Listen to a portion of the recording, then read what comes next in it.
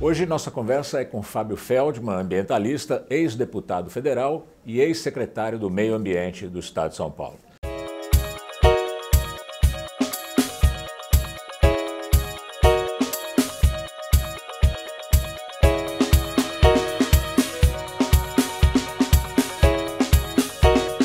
Fábio, recentemente a BBC divulgou um estudo mostrando que as alterações climáticas vão acabar com o cultivo de determinados alimentos, como arroz, cacau, uísque e outros, mel inclusive. Como é que se dá esse fenômeno? Esse estudo é sério? Não, quer dizer, de uns anos para cá, nós temos muitos estudos que são realizados por uma entidade chamada IPCC, Painel Intergovernamental de Mudança do Clima, que ganhou o Prêmio Nobel com Al Gore alguns anos atrás. E esse painel, na verdade, ele não produz ciência, ele compila a ciência do mundo inteiro. Então, muita gente fala mal, mas, enfim, são estudos muito sérios e normalmente publicados a cada 5, 7 anos. E nesses estudos, eles trabalham com cenários de aumento da temperatura média do planeta até o fim do século entre 2 graus Celsius e 1,5 graus Celsius. Tem gente que acha que nós vamos seguir para 5 graus Celsius, que o que nós lançamos de carbono na atmosfera é irreversível já. E esse aumento da temperatura média vai causar grandes impactos na agricultura. Quer dizer, por quê? Porque o aumento da temperatura altera regime de chuvas, então ou chove muito em um espaço de tempo muito curto, ou tem secas muito prolongadas, e o aumento da temperatura faz com que algumas culturas tenham que se modificar. Por exemplo, o café. Hoje nós cultivamos café no Brasil em algumas áreas, mas a tendência é você ter que cultivar café em áreas mais frias ou áreas mais altas. Justamente por causa do aquecimento. Exatamente por causa do aquecimento. E esse fato é importante porque realmente o que está acontecendo é que os cenários de IPCC, que num determinado momento lá atrás foram considerados alarmistas, hoje são considerados muito conservadores. Quer dizer, a realidade está se mostrando muito mais grave no espaço de tempo muito mais curto do que a gente falava há 15 anos atrás. E no momento, líderes mundiais importantes chegam a dizer que não há aquecimento global, que essa é uma balela. Rodolfo, a questão é a seguinte: aquecimento global não é credo, eu acredito, não acredito, é ciência. E quem está falando isso, que é o Trump nos Estados Unidos, aqui também o Bolsonaro tem feito algumas afirmações nessa direção, estão ignorando o que a comunidade científica está falando. E como eu estou dizendo, alguns anos atrás se falava do degelo da Antártica e de uma parte da Antártica. Hoje, você pega as imagens de satélite, o degelo é muito mais rápido. Quer dizer, talvez essa é a grande constatação desses últimos anos. Quer dizer, se eu viesse aqui há 10 anos atrás, eu estaria falando uma coisa, olha, provavelmente hoje não. Hoje a realidade está mostrando uma gravidade inacreditável e nós estamos vendo, por exemplo, aqui em São Paulo, eu até escrevi um artigo sobre aquelas chuvas muito fortes. Quer dizer, chuvas muito intensas num período de tempo muito curto são previstas pelos cientistas. E você pode ver, você que é jornalista, o jornalista na TV está dizendo: choveu no Rio de Janeiro hoje tantos milímetros, que equivaleria na série histórica a 2 meses. Isso é aquecimento global. Agora, quando os ambientalistas preveem catástrofes por causa da mudança climática e há grupos políticos muito fortes que negam o caráter científico dessas previsões, como é que se faz essa luta? Olha, é uma luta difícil, porque, quer dizer, quando você coloca o tema sobre a perspectiva de crença, nós sempre levamos uma grande desvantagem. Quer dizer, então, nós temos que fazer um esforço enorme para convencer a sociedade do que nós estamos falando e para agir no espaço de tempo muito curto. Quer dizer, o espaço de tempo que a gente está falando são 20 anos. E as modificações são importantes. Quer dizer para o mundo o seguinte: olha, petróleo, combustível fóssil já era. Imagina, do ponto de vista geopolítico, o que é desvalorizar o petróleo. Aqui no Brasil, muita gente entusiasmada com o pré-sal.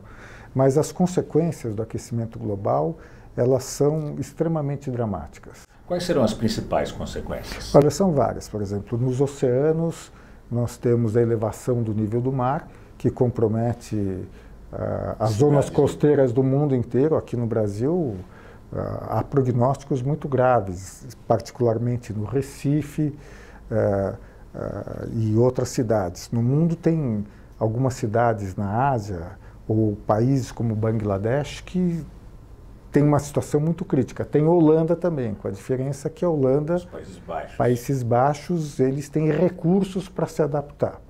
Nos oceanos está ocorrendo Os países pobres sofrem mais. Os países pobres sofrem mais e mesmo esses eventos que a gente nunca ouvia falar. Vê o que aconteceu em Moçambique recentemente, né? Outro aspecto dramático é o que se chama acidificação dos oceanos, quer dizer, o lançamento de carbono, e os oceanos têm um papel que a gente chama sumidouro, porque eles absorvem, como um ralo, eles absorvem o carbono, eles estão ficando mais ácidos. Muito ácidos. Isso compromete toda a vida marinha. Quer dizer, então aqui eu estou falando de oceanos, estou falando da costa, não é? A elevação do nível do mar, mas você tem aí muitas consequências muito práticas, quer dizer, as ondas de calor, quer dizer, você tem alguns períodos do ano em algumas cidades em que a temperatura fica altíssima. A gente tem assistido isso, quer dizer, nós que somos mais velhos, quer dizer, você não lembra de dizer que o Rio de Janeiro estava com uma sensação térmica de 50 graus. Não. E aí consequências também, quer dizer, você vai para o ar-condicionado, e o ar-condicionado significa uma demanda de energia muito grande. Que é poluente. Não, e até você sabe que agora há uma discussão de acabar com o horário de verão. O horário de verão, durante muitos anos, ele era feito para tirar o horário dos picos, especialmente de chuveiro elétrico. Agora, porque as pessoas chegavam em casa e tomavam banho. Agora, o ar-condicionado mudou radicalmente isso, porque o ar-condicionado fica ligado o dia inteiro. Então, quer dizer, no cotidiano a gente vai sofrer esses desastres naturais, quer dizer, na costa choveu muito, tem deslizamento.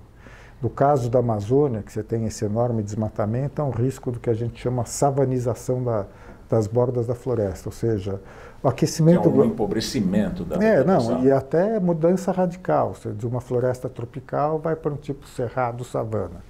Então, Rodolfo, o aquecimento global é o grande desafio da humanidade.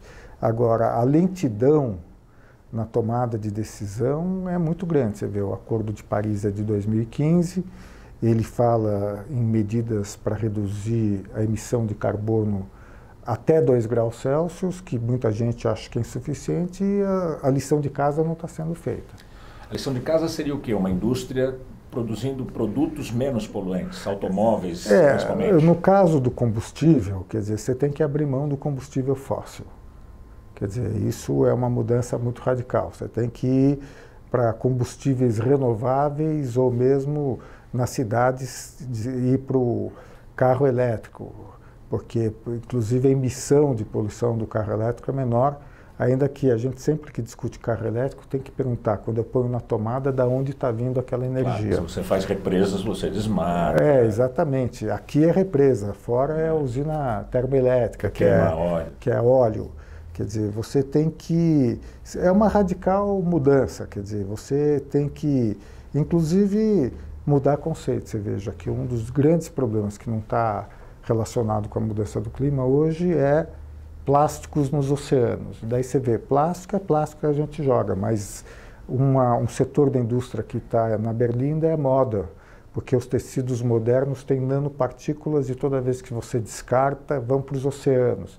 Então você vê, quer dizer, é um mundo em mudança e que a gente tem que repensar, inclusive tecnologias. Plástico, quando surgiu, foi uma maravilha, não é isso? E agora o plástico está comprometendo a cadeia ecológica. Quer dizer, você quando pega um peixe, você está se alimentando de um peixe, eventualmente você está se alimentando nanopartículas de plástico.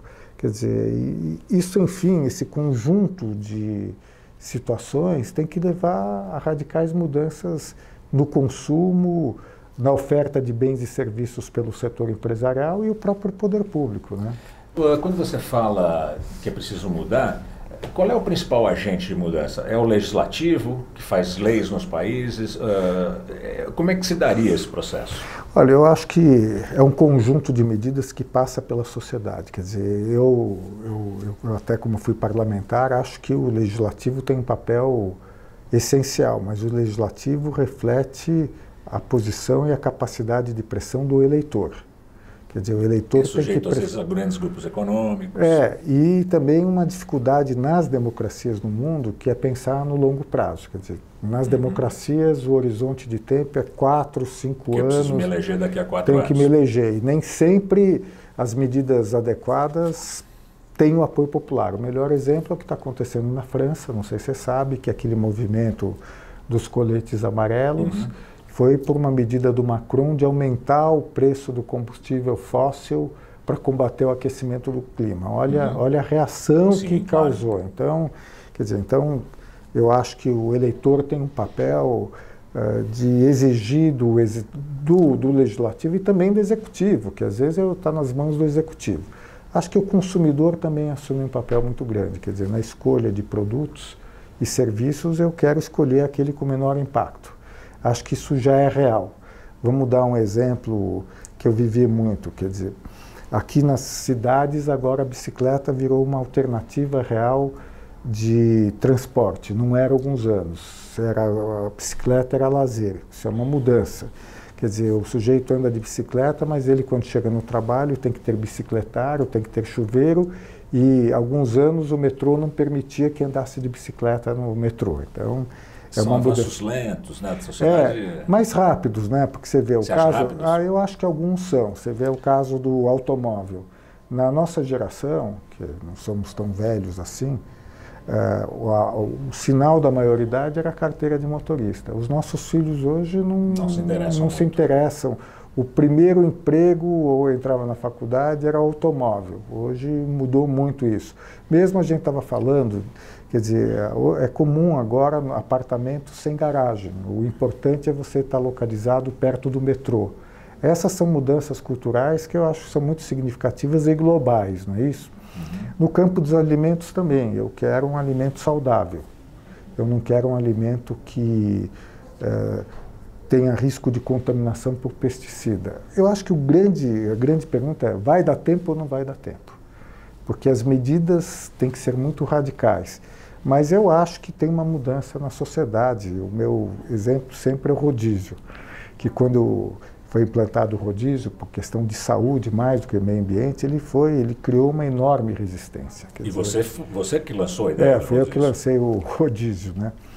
E você vê a mudança de comportamento. Eu fui num programa do Serginho Groisman, ainda era no SBT, me perguntaram, o que você sugere? Eu falei, bicicleta. Levei uma vaia de 5 minutos. Era impensável, né? Era impensável. Hoje é o contrário. Quer dizer, hoje andar de bicicleta...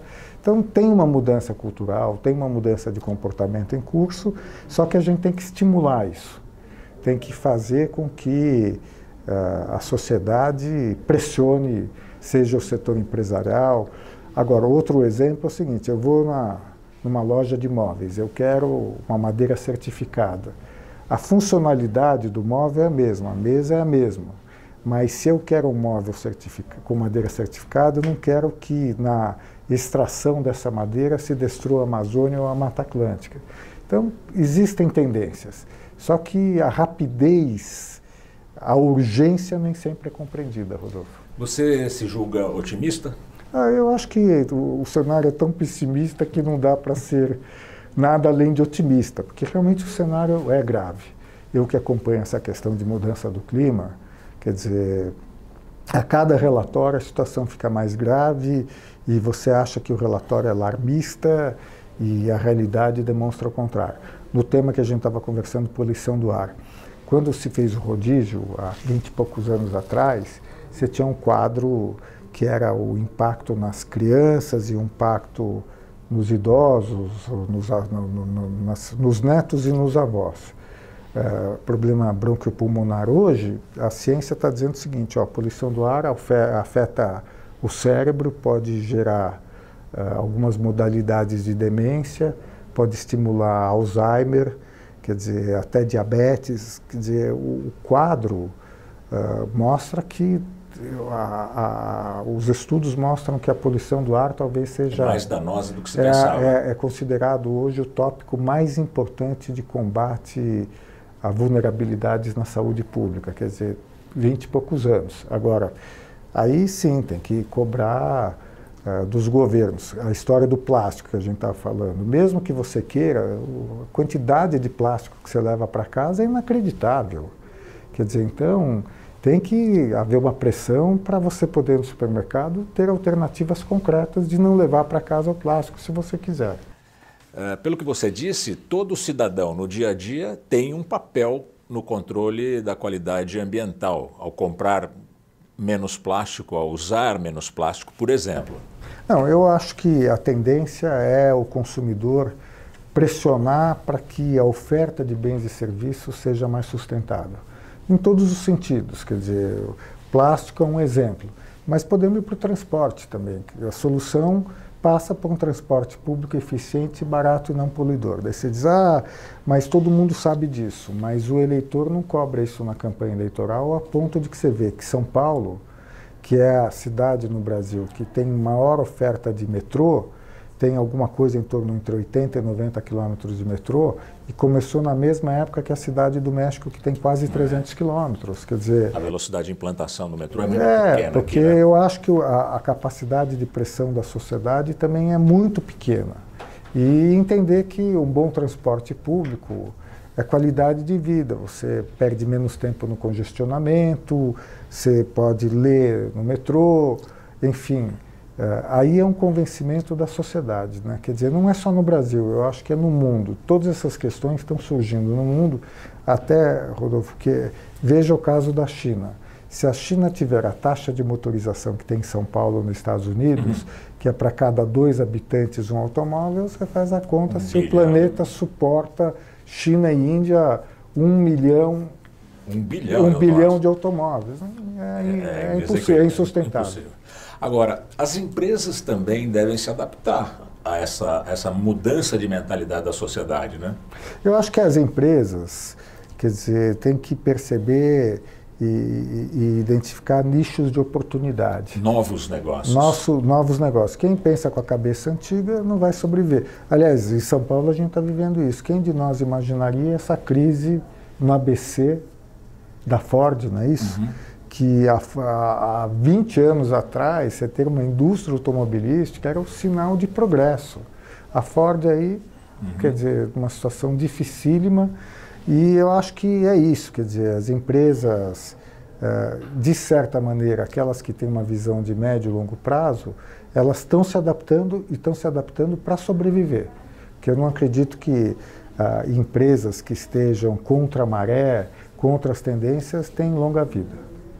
Que tipo de negócios são possíveis com uma mudança de mentalidade ambiental? Por exemplo, o abandono do carro gera negócios com bicicleta e patinete. Exatamente. A mudança de tecidos plásticos gera negócio para tecidos mais sustentáveis. corretos. Quer dizer, não, eu acho que isso, e quer dizer, você tem a questão da energia renovável, porque, por exemplo, há muitos anos, em alguns países você escolhe o tipo de energia que você quer. Eu quero que a energia da minha casa seja energia eólica. A tendência no Brasil é ser a mesma. O Brasil tem uma dificuldade. Você bota um solar e quer colocar na rede e vender essa energia excedente, nem sempre você consegue. Mas, quer dizer, de maneira geral, eu acho que, primeiro, as empresas terão que colocar no seu modelo de negócio a sustentabilidade. Quer dizer, e aí é menos conversa e mais ação. Quem não fizer isso vai estar sujeito a muitos questionamentos, né?